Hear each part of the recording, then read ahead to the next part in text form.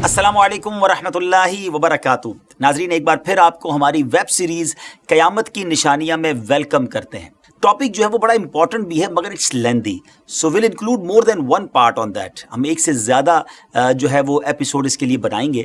پیارے آقا مدینے والے مصطفیٰ صلی اللہ تعالیٰ علیہ وسلم نے ارشاد فرمایا کہ میری امت میں 30 دجال پیدا ہوں گے، ان میں سے ہر ایک کا یہ دعویٰ ہوگا کہ وہ نبی ہے۔ اور ایک اور روایت میں ہے کہ نبی پاک علیہ الصلوۃ والسلام نے ارشاد فرمایا کہ قیامت قائم نہ ہوگی یہاں تک کہ 2 بڑے گروہ جو ہے وہ جنگ کریں گے، اور دونوں کا دعویٰ ایک ہی ہوگا، یعنی دونوں کا ایک ہی کلیم ہوگا، یہاں تک کہ تقریباً 30 دجال اٹھیں گے، اور ان میں سے ہر ایک کا دعویٰ ہوگا کہ وہ اللہ کا رسول ہے۔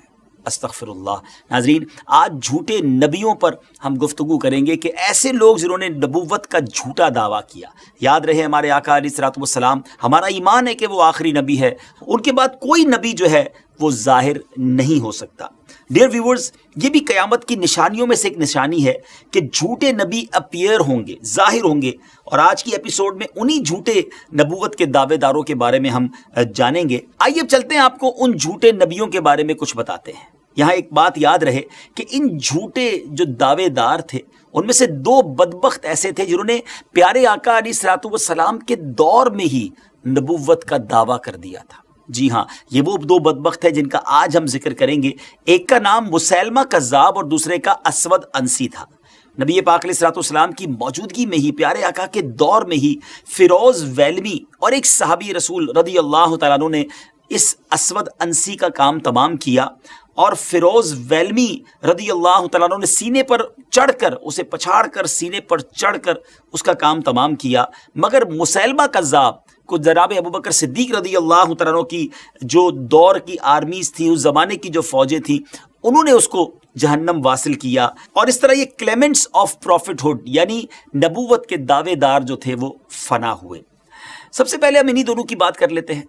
اسود انسی، یہ شخص بڑا بدبخت تھا، نبوت کا جھوٹا دعوے دار تھا۔ اس کو نبوت کے جھوٹے دعوے سے صحابہ کرام رضی اللہ تعالیٰ عنہ نے روکنے کی بہت کوشش کی۔ سب سے پہلے اس دعوے کے سامنے آنے کے بعد زؤیب بن کلیب رضی اللہ تعالیٰ عنہ نے یمن کی سرزمین پر، جنہوں نے سب سے پہلے اسلام قبول کیا تھا، انہوں نے اس شخص کو روکا۔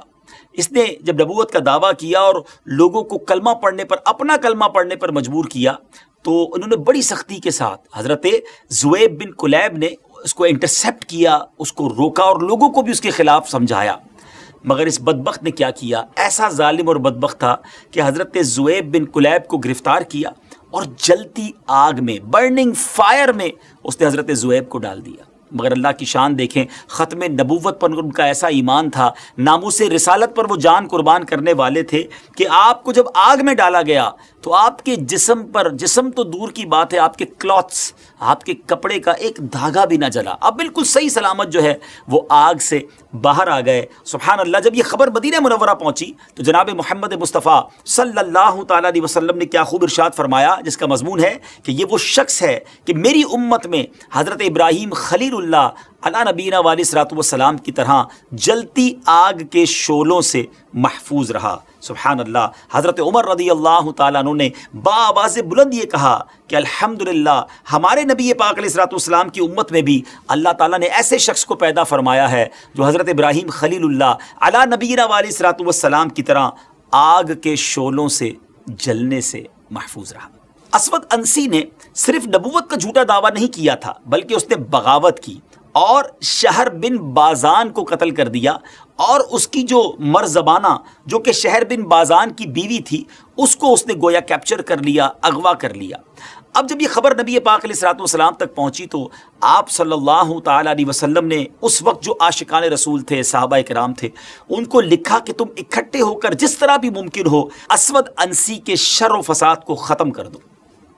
اب نبی پاک علیہ الصلوۃ والسلام کے فرما بردار چاہنے والے غلامان مصطفیٰ سبحان اللہ صلی اللہ تعالیٰ علیہ وسلم ایک جگہ جمع ہوئے، انہوں نے پلان کیا اور انہوں نے ایک لیٹر لکھا۔ مرزبانہ جو کہ شہر بن بازان کی بیوی تھی، اور اسود انسی نے جس کو آپ سمجھیے کہ زبردستی اغوا کیا تھا، اس کو لیٹر لکھا کہ تم اس کے گھر میں رہ رہی ہو جس نے تمہارے شوہر اور تمہارے والد کو قتل کیا ہے۔ तुम हमारी मदद करो उसके मुकाबले में। उस औरत ने भी रिप्लाई में यही कहा कि मेरे नज़दीक तो इस कायनात का सबसे बुरा शख्स यही है जिसने मेरे वालिद को भी कत्ल किया, मेरे शौहर को भी मार दिया और मुझे भी ज़बरदस्ती अगवा किया है। अब मर्ज़बाना के साथ चूँकि ख़तो किताबत हो चुकी थी तो एक रास्ता बताया गया, दीवार को ब्रेक करके रात के वक्त में 2 सहाबा किराम उसके घर में दाखिल हुए और उस बदबख्त का जो काम था वो तमाम किया गया। याद रहे कि उसके घर के दरवाजे के बाहर 1000 गार्ड्स मौजूद थे, मगर सहाबा किराम ने बड़ी हिकमत अमली के साथ उस पर अटैक किया और उसको दुनिया से फना किया और यूं उस बदबख्त का किस्सा जो है वो तमाम हुआ। जैसे ही असवद अंसी का वहां पर काम तमाम हुआ, इधर नबी पाक अलैहिस्सलाम ने सहाबा किराम को पहली खबर दे दी थी कि आज रात असवद अंसी मारा गया है, एक मर्द मुबारक ने उसे कत्ल किया है और उसका नाम फिरोज़ है। और नबी पाक अलैहिस्सलाम ने बड़ा खूबसूरत जुमला इरशाद फरमाया, फाज़ा फिरोज़, यानी फिरोज़ जो है वो कामयाब हो गया।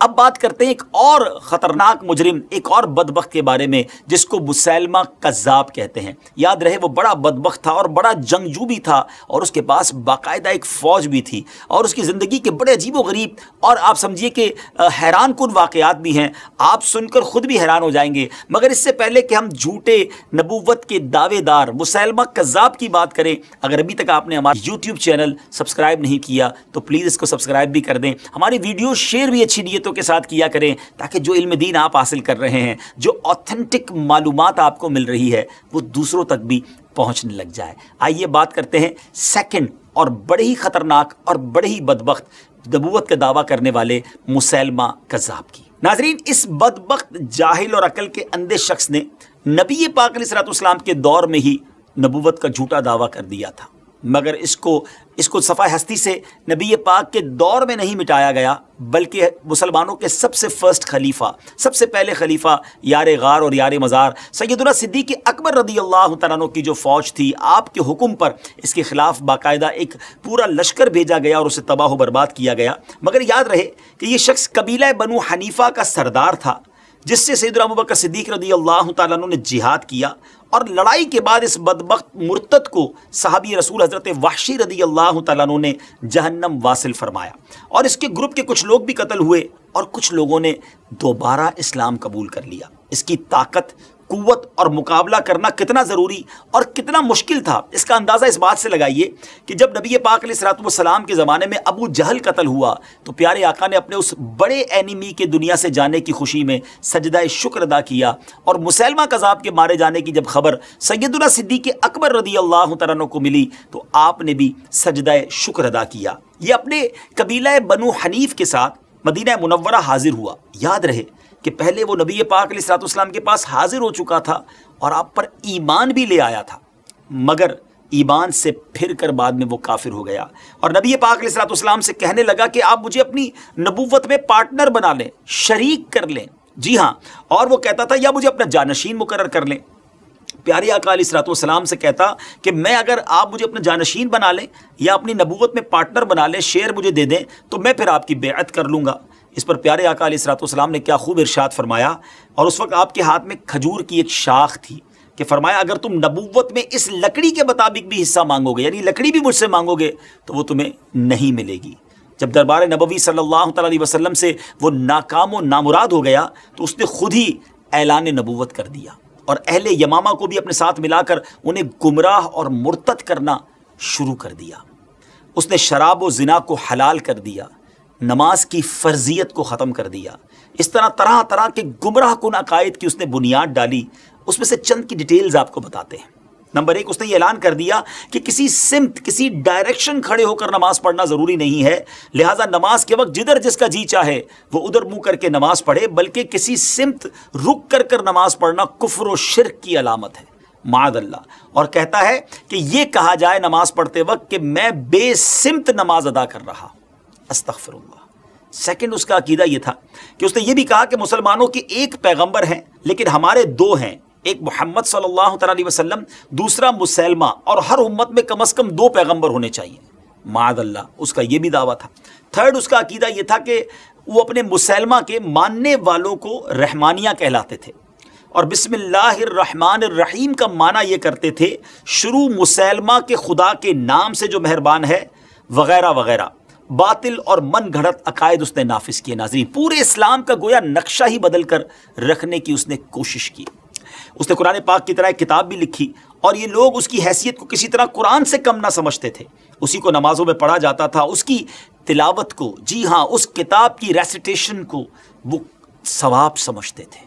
استغفر اللہ۔ مسیلمہ کذاب اس شیطانی کتاب کے علاوہ لوگوں کو گمراہ کرنے کے لیے شعبدے بازی بھی کرتا تھا، اور وہ معجزہ اپنا یہ بتاتا تھا کہ اس نے ایک مرغی کا انڈا لیا اور اس کو سرکے میں ڈال کر، اگر ساری رات انڈے کو سرکے میں رکھا جاتا ہے وہ نرم ہو جاتا ہے، اور اس نے نرم کیا اور ایک چھوٹے سی منہ والی بوٹل میں اس کو ڈال دیا۔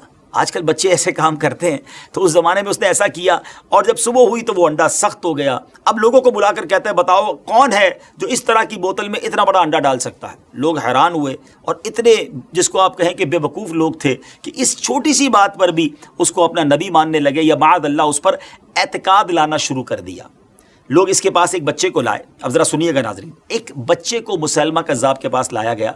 اس نے اپنا ہاتھ بچے کے سر پر پھیرا، تاکہ لوگ کہتے ہیں آپ ہاتھ پھیریں گے تو اسے برکت ملے گی۔ ناظرین، اس کا ہاتھ پھیرنا اس بچے کے لیے ایسی بدبختی بنی کہ وہ بچہ جو ہے وہ گنجا ہی ہو گیا، اس کے بال ہی سارے چلے گئے۔ ایک عورت ایک مرتبہ اس کے پاس آئی کہ ہمارے کھیت سوکھے جا رہے ہیں، کنویں کا پانی کم ہو گیا ہے۔ ہم نے سنا ہے جناب محمد الرسول اللہ صلی اللہ تعالی علیہ وسلم جب اپنے لعاب دہن کو کلی کرتے تھے پانی میں، تو سبحان اللہ پانی ابلنے لگتا تھا، آپ بھی دعا کر دیں۔ اس کذاب نے اپنے جو مشورہ دینے والا تھا، مشیر خاص تھا، اس سے مشورہ کیا، اور اس نے بھی کنویں میں جا کر کلی کر دی۔ استغفر اللہ۔ ناظرین، اس کے گندے لعاب کی نحوست سے سارے کنویں کا پانی سوکھ گیا۔ ایک طرف میرے آقا کا لعاب دہن، اور ایک طرف اس بدبخت کی تھوک، جس سے پورے کنویں کا پانی جو ہے وہ ختم ہی ہو گیا۔ ایک مرتبہ اس کذاب نے سنا کہ نبی پاک علیہ الصلوۃ والسلام نے مولا علی شیر خدا کرم اللہ تعالی وجہ الکریم کی آنکھوں پر اپنا لعاب دہن لگایا تو ان کی آنکھیں ٹھیک ہو گئیں۔ سبحان اللہ۔ تو اب اس شخص نے کیا کیا؟ مریضوں کی آنکھوں میں تھوک اپنا لگایا۔ اس کے تھوک کی نحوست یہ ہوئی کہ وہ جس بد نصیب کو تھوک لگاتا وہ اندھا ہی ہو جاتا تھا۔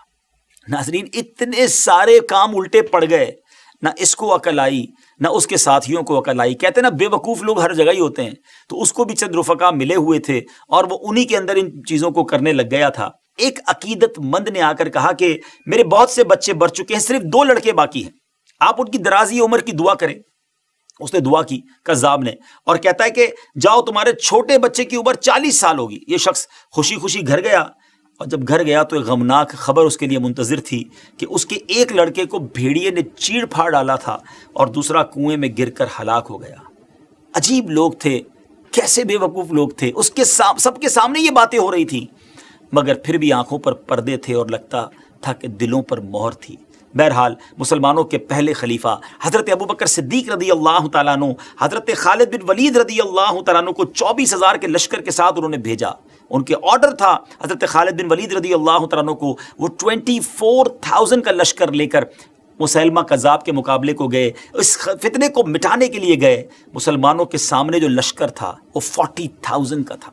جی ہاں ناظرین، 40,000 لوگوں کا لشکر مسیلمہ کذاب کی طرف سے آیا، خوب لڑائی ہوئی، مگر اللہ تعالیٰ نے مسلمانوں کو سکسیس، فتح نصیب فرمائی، اور یہ بدبخت کذاب جو تھا مسیلمہ، یہ حضرت وحشی رضی اللہ تعالیٰ عنہ کے ہاتھوں سے مارا گیا۔ حضرت وحشی رضی اللہ تعالیٰ عنہ یہ وہی ہیں کہ جو اسلام لانے سے پہلے جن کے ہاتھوں حضرت حمزہ رضی اللہ تعالیٰ عنہ شہید ہوئے تھے۔ جب انہوں نے مسیلمہ کذاب کو قتل کیا تو ایک جملہ کہا کرتے تھے کہ میرے ہاتھوں سے اسلام کے بھی سب سے بہترین شخص جو ہیں وہ قتل ہو گئے تھے، چونکہ وہ ایمان نہیں لائے تھے، مگر گویا کفارے کے طور پر وہ کہا کرتے کہ اللہ نے مجھے یہ بھی موقع دیا کہ کفر پر جو سب سے زیادہ نبی پاک کا گویا دشمن تھا، کذاب تھا، نبوت کا دعوے دار تھا، اللہ کا مجھ پر احسان ہے کہ وہ میرے ہاتھ سے مارا گیا۔ اس جنگ میں مسیلمہ کی فوج کے 10,000 لوگ مارے گئے اور مسلمانوں کے 1,000 کے قریب شہید ہوئے، جن میں سے 100 ایسے مسلمان تھے جو حافظ قرآن تھے۔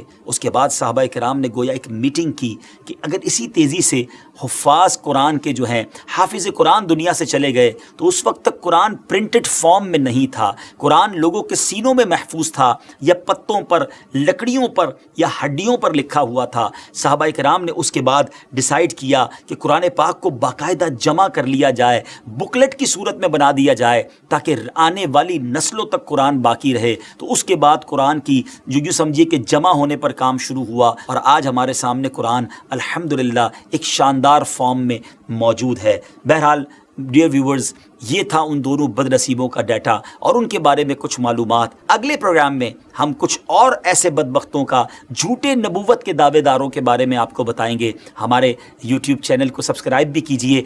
क़यामत की निशानियां हमारा टॉपिक है, और हम आपको बताते चले जाएंगे कि कौन कौन सी निशानियां ऐसी हैं जो हो गई हैं और कौन सी निशानियां ऐसी हैं जो होना बाकी हैं। फ़ी अमानिल्लाह। अस्सलामु अलैकुम व रहमतुल्लाहि व बरकातुहू।